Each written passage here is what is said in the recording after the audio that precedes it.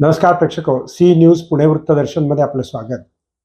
पुण्यातील सिंहगड रस्त्यावरती जो उड्डाण पूल आहे त्याच्या खाली ब्रह्मा हॉटेलचा जो चौक आहे त्या चौकामध्ये माती, राडारोडा, डबर अशा सगळ्या गोष्टी सांडलेल्या आहेत आणि तिथून जाणाऱ्या वाहनांना पावसाच्या पाण्यामुळे घसरगुंडीचा आनंद दिला जातो. म्हणजे काय तर वाहनं तिथे स्लिप होतात, घसरतात, डोक्याला मार लागतो, हाडं मोडतात आणि हा प्रभाग पुण्याच्या महापौरांच्या कक्षेत येतो, ज्यांनी असं सिद्धांत रूप सांगितलं की पुण्यातले खड्डे कमी झालेले आहेत किंवा पुण्यात खड्डे नाहीत. त्यांच्याच मतदारसंघात हा प्रकार घडला. आपण त्याचा काही नागरिकांनी पाठवलेला हा व्हिडिओ पाहूया.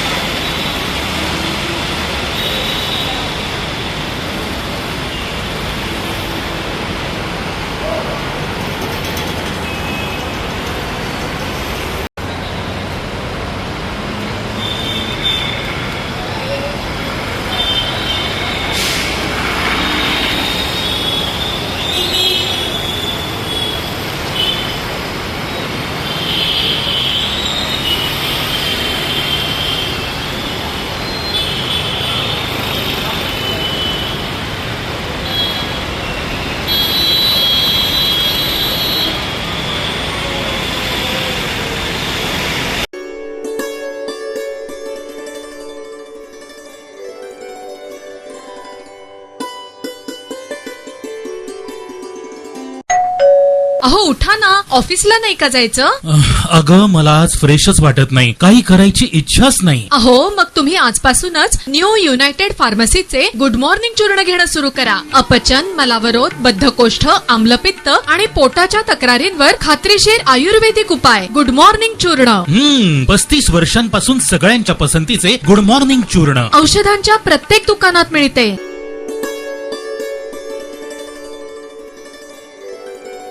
घर घर तिरंगा या मोदींनी दिलेल्या नाऱ्याच्या निमित्ताने काल पुण्यामध्ये मुख्यमंत्री देवेंद्र फडणवीस आणि सर्व सहकाऱ्यांनी मिळून फर्ग्युसन कॉलेज येथे त्याचा गोखले रस्त्यावरती श्री गणेशा केला. फर्ग्युसन कॉलेज आणि नामदार गोपाळकृष्ण गोखले ही एकाच रस्त्याची दोन नावं आहेत. कारण का तर नामदार गोपाळकृष्ण गोखले यांचं कार्यकर्तृत्व त्याच परिसरातलं आहे आणि त्याच्याच पुढे फर्ग्युसन महाविद्यालय असल्यामुळे त्या ठिकाणी हे दोन्ही रस्ते एकच असल्यामुळे मुख्यमंत्र्यांनी त्या रस्त्याला पसंती दिली.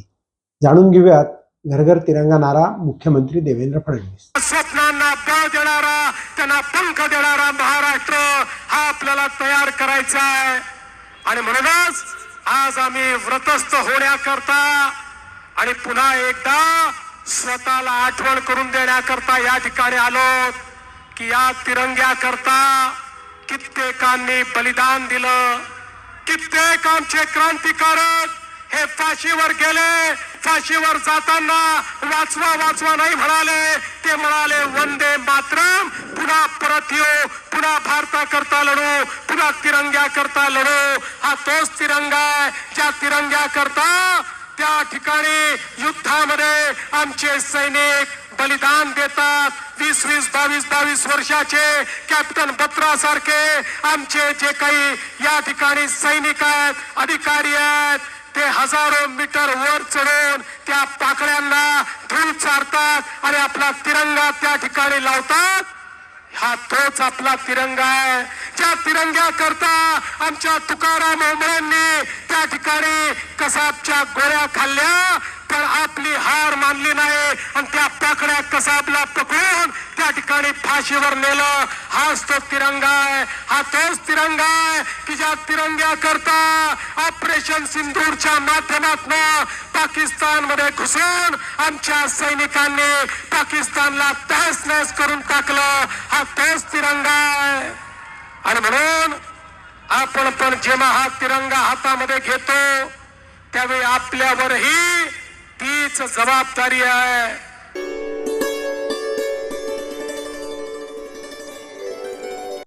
पुणे शहरात आता सणांचा उत्सव मोठ्या प्रमाणामध्ये साजरा केला जातो. दहीहंडी, गोकुळाष्टमी, नवरात्र, दिवाळी, गणेशोत्सव. स्पीकरच्या भिंती उभ्या राहतील याच्यात काही शंका नाही. 2000च्या नियमांतर्गत पोलीस कमिशनर त्या ठिकाणी नियंत्रण आणू शकतात. सणाला उत्सवाला विरोध कोणाचाच नसतो, माझा सुद्धा नाही. पण ध्वनी प्रदूषण, घरात ज्येष्ठ नागरिक, रुग्ण, लहान मुलं, बाळंत स्त्रिया, कानाचे विकार असलेले लोक, अशा खूप गोष्टी असतात आणि त्यांना जर या ध्वनीचा त्रास झाला तर त्यांच्या जीवनामध्ये फार मोठ्या संकटांना त्यांना सामना करावा लागतो. म्हणून सामाजिक संस्था आणि विवेक वेलणकर यांनी एकत्र येऊन पोलीस कमिशनरांना निवेदन दिलं की तुम्ही 2000च्या कायद्याप्रमाणे त्याचं नियोजन करा. काय म्हणतात विवेक वेलणकर, पाहूयात आपण. तो म्हणजे साऊंड पोल्युशन. आता आपण बघतोय की त्यांना याची थोडीशी जी लिगल बाजू आहे, म्हणजे हायकोर्टाने काय डायरेक्शन दिले आहेत या संदर्भात आमचे ॲडव्होकेट अमोल परळीकर हे आपल्याशी बोलतील. नमस्कार. 2016चा हायकोर्टचा म्हणजे मुंबई उच्च न्यायालयाचा उहापोह झालेला आहे आणि सगळ्यात महत्त्वाचे निर्देश हा उच्च न्यायालयाने असे दिलेले आहेत की तुम्ही तक्रार निवारण यंत्रणा प्रत्येक कॉर्पोरेशनच्या क्षेत्रामध्ये उभी केली पाहिजे आणि ते जे दिलेले निर्देश आहेत ते अजून कुठे अंमलबजावणी त्याची झालेली दिसत नाहीये. काय येते तर तुम्ही तक्रार स्वीकारणं बंधनकारक आहे. ऑथॉरिटी पोलीस कमिशनर किंवा डेप्युटी सुपरिटेंडेंट ऑफ पोलीस किंवा त्या दर्जाचे अधिकारी आहेत. त्यानंतर तक्रार स्वीकारल्यावर त्याला तक्रार क्रमांक द्यायला पाहिजे, त्या तक्रारीवर कार्यवाही करायला पाहिजे. कार्यवाही कुठल्या स्वरूपाची असू शकेल तर पोलीस ऑफिसर डेप्यूट करायचं आहे, त्याच्याकडे मशीन असायला पाहिजे, जाऊन मोजलं पाहिजे, सगळ्यात आधी खात्री करायला पाहिजे की परवाना लावण्यासाठी. ती नसेल तर तत्काळ ते त्याचा वापर थांबवायला पाहिजे. समजा आहे म्हणजे आपल्याला माहिती की 4 झोन्स केलेले आहेत आणि त्याप्रमाणे ध्वनीची मर्यादा नेमून दिलेली आहे. त्याच्यावर आवाज जात असेल तरी हे करणं अपेक्षित आहे. आणि नियम 8 खाली जे त्यांना खूप विस्तृत अधिकार दिलेले आहेत त्याचा उपयोग ऑथॉरिटीने करायला पाहिजे असं पण म्हणलेलं आहे. या सगळ्यावर जी कार्यवाही होईल त्याची खाली आपला कोणाचाही मूलभूत अधिकार नाहीये भाषण आणि अभिव्यक्ती स्वातंत्र्याखाली, हे पण नक्की केलेलं आहे. आणि असं सांगितलेलं आहे की तुम्ही कान उघडे असतात ते बंद करता येत नाही आणि त्याच्यामुळे आपल्याला जे ऐकायचं नाही ते ऐकायला लागलं तर हा तुमच्या सन्मानानं जगण्याच्या अधिकार, मूलभूत अधिकाराचा भंग आहे. त्यामुळे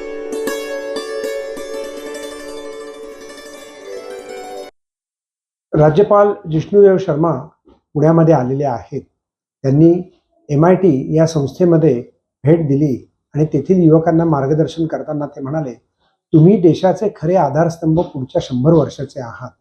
तुमच्यातला उन्मेष, चैतन्य, जागृती आणि कष्ट, जिद्द, चिकाटी या गुणांनी जर तुम्ही परिपूर्ण झालात तर देश हा सुजलाम सुफलाम तर आहेच, पण तो जगातले आर्थिक, सामाजिक, राजकीय महासत्ता बनू शकते, कौशल्य तंत्रज्ञानावर आधारित बनू शकते, असं प्रतिपादन त्यांनी केलं.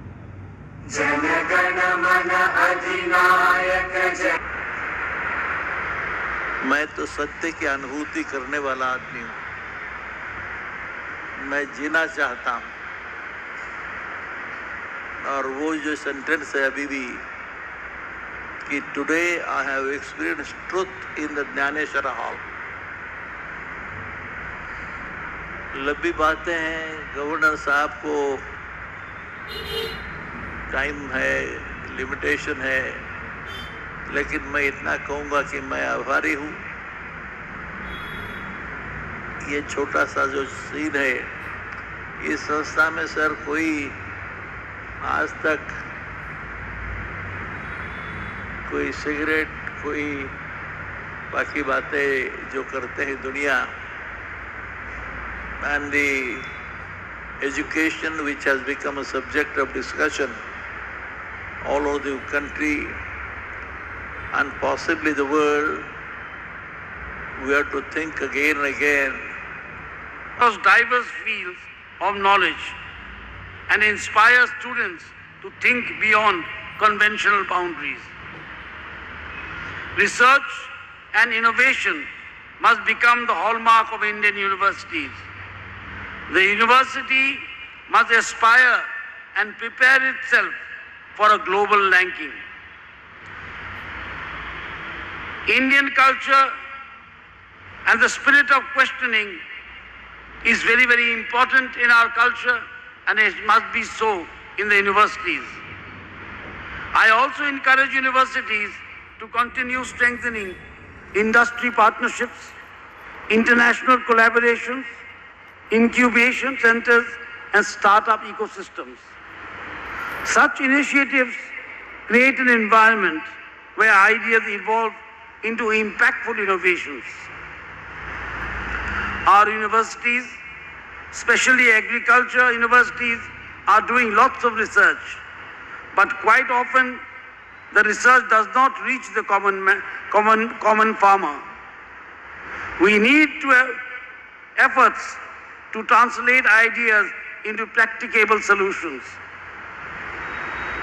Our universities must remain deeply connected with society.